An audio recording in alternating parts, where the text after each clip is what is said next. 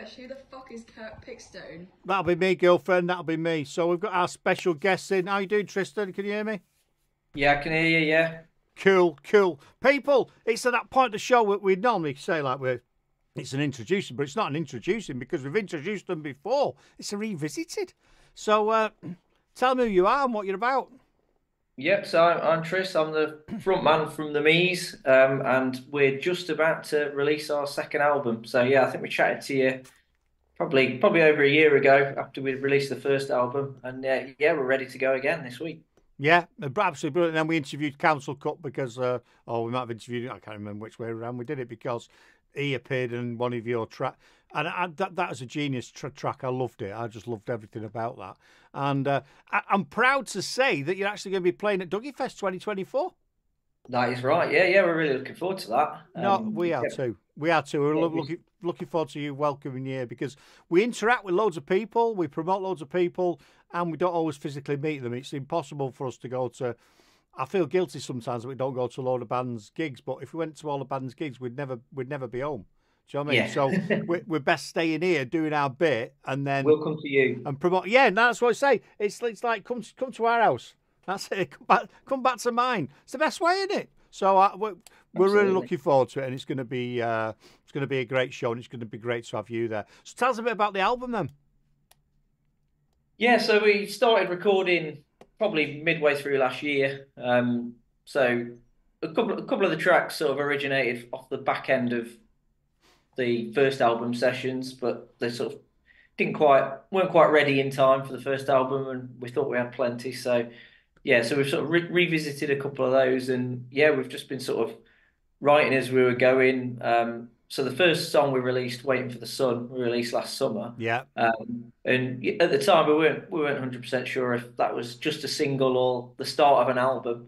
But yeah, we just kind of got on a roll with it really, and just yeah kept writing, kept nipping into the studio, doing bits, and yeah, it's just yeah kind of all came together pretty quickly and pretty nicely, and we thought, right, well, yeah, I think we've got an album's worth here. Let's put it out, and all the songs sort of it kind of felt like an album as we were going in and recording new songs. Like we kind of thought, well, there's a bit of a theme going on here, and yeah, they all sound like they should belong on the same album. So yeah, yeah, yeah. I get that, and that makes sense. It's brilliant because not a lot of bands nowadays release albums as such, do they? They tend to release singles, single tracks, or maybe an EP, two or three tracks on it, something like that. But I'm really liking the vinyl. You've released vinyl as well, haven't you?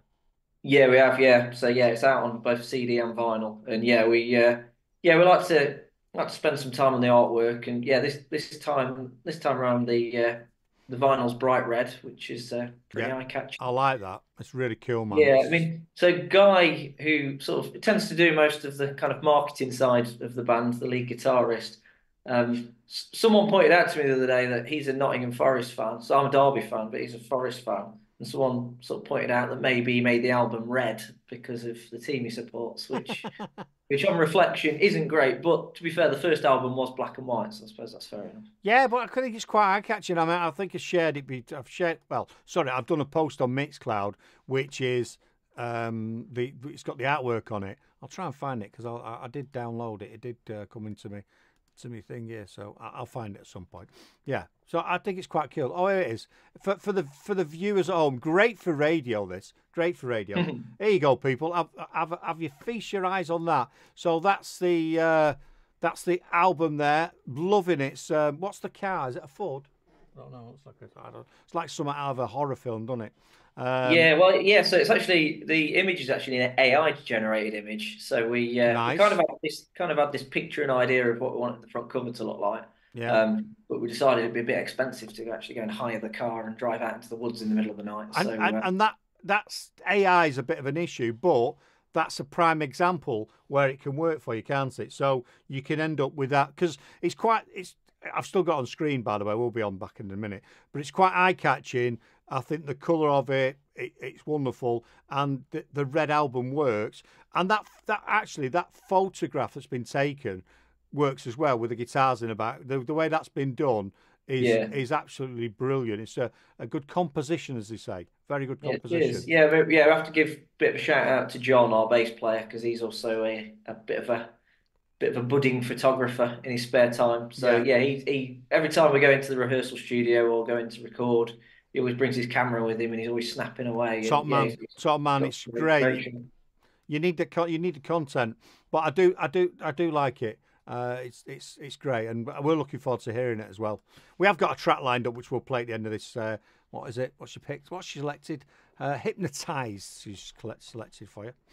Yeah, that's the latest single we've released off the album. And yeah, I think it's actually a really good sort of example of where we're going with this album. Actually, it's yeah, it probably sounds a bit different to what we did on the first album, a bit more adventurous, Yeah. a lot more synths on there. So we've sort of tried to branch out a bit and try not to do the sort of predictable indie thing and yeah, sort of add more layers and more sounds to it. Oh, why not? Why not? You've got to stand out. Otherwise, it just becomes homogenised, doesn't it? Everything sounds the same, which you don't want. Janice is saying, looks like the car Christine from Stephen King's book / films. That's what I thought as well. Love it. Yeah, you're right. Oh, now we do know what car it is because we've got Chris from the Ball Slant, who's in Sweden, in a Swedish band, but he's not from Sweden. He's from Florida. I know, go figure. And he says it's an Impala. I think I've driven one of them back in the day. Maybe not that old. Pile of crap. Like like most American cars. Got like it's got like these ridiculous engines. And you rev it, and it sounds brilliant. You put your foot down, like the automatic. You go, where's the power? Do you know what I mean? Where's the power? Come on, rubbish. Well, Absolutely. it's good that it's recognisable as an American car because I think Yeah. we did just basically type in classic American car in the Well, woods. he's put Impala and he's put Caprice. So I don't know. It's one of the two. Oh, it's an Impala Caprice. No idea. No idea. We don't really want to know, do it? But it looks cool, man. It looks absolutely cool. So apart from the best gig in the world for this year, Dougie Fest 24, what else you got on? So we've got a gig on Friday. So on album release day this Oh, Friday, we're doing a hometown gig in Derby, which there are only 10 tickets left for. So yeah, we're very close to a sellout nice. for that. So yeah, we're doing that sort of hometown gig first, and then got quite a few different, quite a lot of different festivals over the summer. So we're playing. Got one in Lincoln on the 22nd of June. That's got a lot of bands from all around the Midlands playing. And then we're at a festival called the Ice Habit Festival, which is sort of in Derbyshire in July. Right. There's really good lineup for that actually. Sleeper, the headline act for that one. Right. So Cool. cool. And then we sort of round off festival season in I think late September. I think it's the 21st. We're playing the Weekend Festival in Nottingham. That one's headlined by Top Loader. So yeah, so some, but Top Like it. Loaders, Top Loader fans might not necessarily be the demographic we're aiming at, but yeah, it's cool to have a big name act on there, and yeah, it should be a good festival. Well, yeah, you can just rock with it on the back of that, can't you? Hang on Yeah, their coattails, as it were. But yeah, exactly. that's brilliant. Sounds like you've got it all mapped out. And when you think about it, you start talking about things, you think September. It's not a million miles away from September. We'll be back in. We'll be back into the slightly colder weather than it is now because it's flipping freezing today, and it's ridiculous. Like we've not Yeah, it's not been the best start to spring, has it really? But not at all. but yeah, but yes, yeah, certainly festival season just around the corner, and yeah, like you say, I'm sure it'll fly by. Excellent, excellent. Well, what we're doing, we know what we're doing for the bands. Fingers crossed. No, we will be doing because we've got some more testing to do. So we're going to be recording all your stuff anyway, and Yeah, the bands that appear on the day, we're going to give them the audio, the raw audio, and they can go away and do what they want with it. So we're looking forward to see what happens after the event with that yeah, going that'd on be as cool. well. So it's going to be cracking. It's absolutely brilliant. Is there anything you want to promote? Anything you want to talk about? Where people can get hold of you, or where they can buy your album? Yep. So yeah, we're on all the sort of usual social media channels. The handle is at the Mease Band on all of them. So Instagram, Twitter, Facebook. And we've also got a Bandcamp page. So yeah, if you search for the Mees on Bandcamp, or there's obviously links on all our social websites. That's where you can get the album. I'll say it's in vinyl format, CD format. There's an official tote bag and an official T-shirt as well that you can buy. So Yeah, I saw that. I've shared it on our socials. So if people check our socials out, you'll see that any bands that we've rocked with, I always try and, if I see it, I put it onto our Facebook or I retweet or whatever. And that's what we ask you to do out there. If you see these bands, don't just go, oh yeah, that looks great. Just comment on it, share it, follow them, go and find the music, go and, you know what I mean? Just get involved, and it costs you absolutely nothing to do that. But if you're feeling inclined, go and order the album on CD or vinyl, or download it on Bandcamp, because you can pay for it on there as well, can't you? So how much is an album rocking out at the minute? How much do they cost? good question. I know. Well, I know they're not cheap. They're certainly not cheap to make. So so any orders we get are sort of gratefully accepted. I mean, if I load up our Bandcamp page now, you can buy the vinyl for £80, people. £25. £25. £25. Well, okay. I suppose with inflation, it probably works out similar to what it used to be. It used to be about a tenner, didn't it, back in the day? Something like, I don't know. Yeah. I might be wrong. I might be wrong. Well, that's £25 for vinyl, £10 for CD, and I'm sure we'll put a few bundles together as well. If people want a T-shirt and a CD, then that sounds good. So I think, because the thing with the vinyl, even if you obviously people collect it and play it, and there's a resurgence in that sort of format. People are going back to that sound, aren't they, and using that format. But especially if you've got picture disc or you've got a vinyl that's a different color, you can actually use that as artwork as well, can't you? So definitely, the album, and so I think that's another thing for people. Is I've got a picture disc that someone bought me up here. I've got it in a perspex frame, and it looks really cool. So yeah, so you don't just have to listen to it, people. You can hang it on the wall as well. Exactly, which would be great.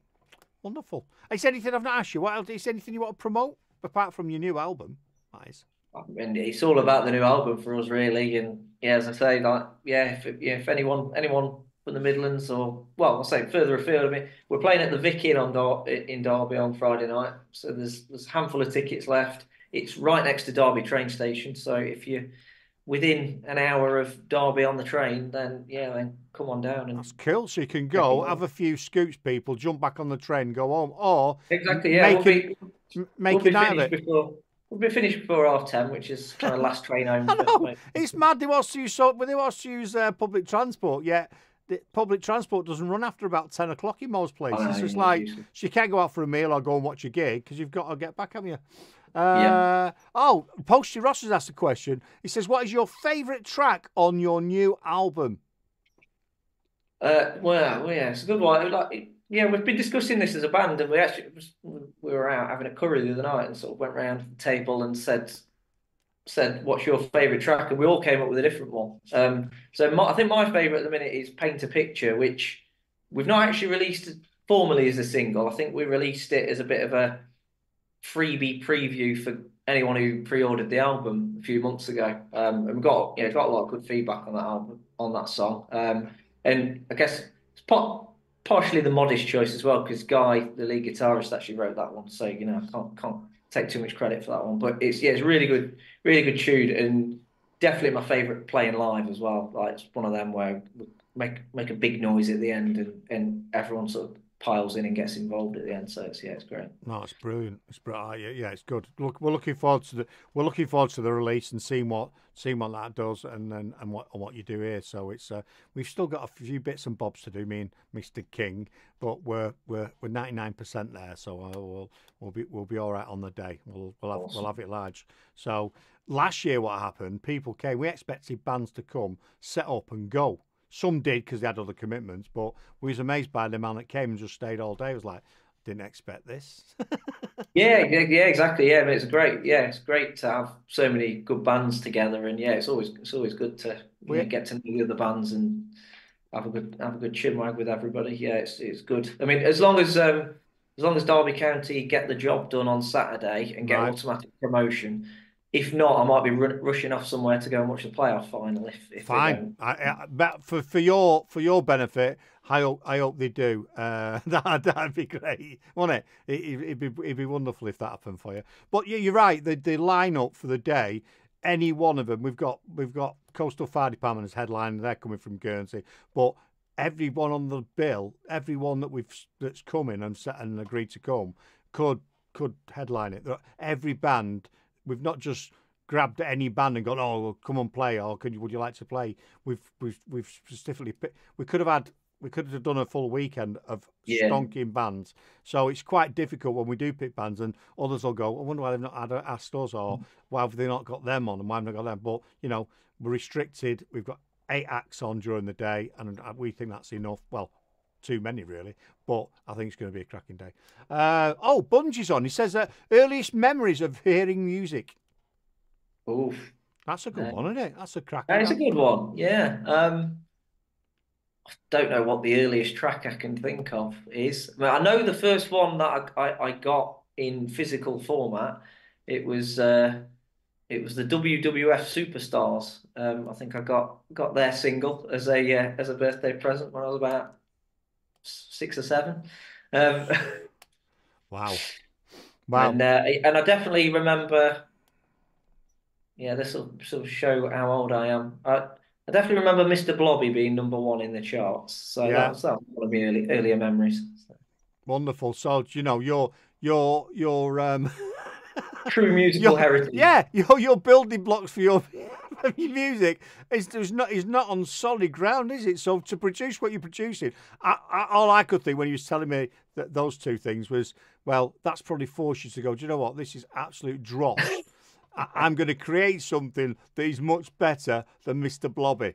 So, unbelievable. I was shocked. So you should have lied and said something more profound, shouldn't you? Really? And then or said something more recent and made myself look younger. Yeah. Well, my early memories. I daren't tell you. Not 3 times on the ceiling if you want me. Twice on the pipes, ding, ding. And that just tells you how old I am. You probably don't even know what that track is. I've no idea what you're on about. Yeah, you see? It's from the 60s, mate. From the 60s. That was my kind of grounding, the Beatles and all that sort of stuff. But but I guess, seriously, I suppose my earliest memory of anything decent would definitely be Oasis. So I think probably whatever being released, which must have been like Christmas '94, I think, was probably the first tune that I can remember hearing and thinking, well, this is all right. That, wasn't Mr. Blobby. Yeah, you're right. I remember I was working. I was a shift manager then in a warehouse, and sort of Oasis sort of creeps up on me. It's like, oh, this is good. I'm loving this. Obviously, being from Manchester, then you got to support man. It says someone somewhere was born when Mr. Blobby was #1. How tragic. That's what it said. It is, isn't it?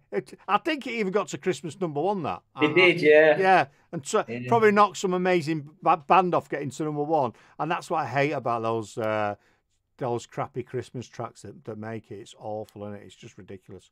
I'll ask you, I don't know if we asked you this quite. Oh, no, I'm not going to ask you because it's wrong, because you try to promote yourself and be positive. What were you going to ask? It doesn't matter. I was going to say what band or bands would you put in Room 101, but you could say Mr. Blobby, and that sorts that out, doesn't it? Yeah, that's fine, yeah. Yeah. This is the reason why this is the only reason Coastal Fire Department's headlining, because Ozzy is like Animal out the Muppets and was fearful for our drum kit. So he said, right, let's put the most ridiculous... They have to be on last. They have to be on last, because if we put him on first and he smashes the drum kit up, then it sort of ruins the day. So we said, let's put them on last, and then if he breaks it, he breaks it. Simple as that. We're all right then. We'll be fine, because we've got the big boss to follow him. So if it all goes wrong, we can carry on that. Sounds like good planning. It does, man. Right. So do you want to name the rest of the band for everyone so they know who they are? Because I think some are travelling on trains and stuff, aren't they? Yep. Yeah. So I'm Tris. I'm lead vocalist and rhythm guitarist, and we've got Guy on lead guitar. We've got Adam on keys, and we've had a bit of a switch around actually. So John, who was previously the drummer, is now the bass player, and Jack, who was previously the bass player, is now the drummer. They've made a little substitution for this album.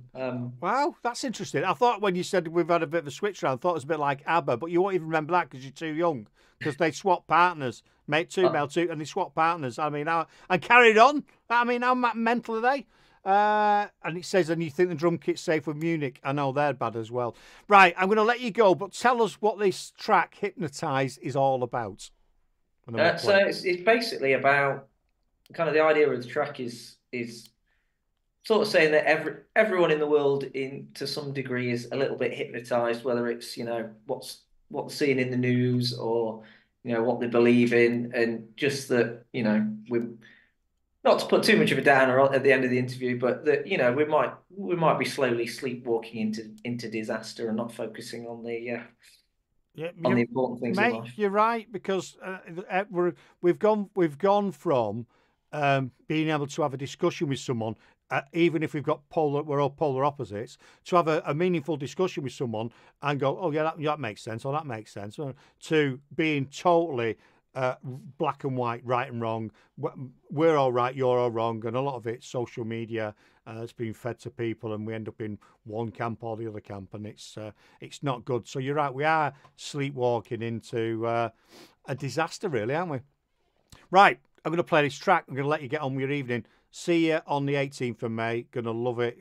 Hopefully the sun gods will be out by then, and we'll have a nice day. So. I know. Otherwise, some of us are going to get wet running round. But thanks for that. Really appreciate it. So that's the Mease. We're going to see them on the 18th of May. This is their track. It's called Hypnotise.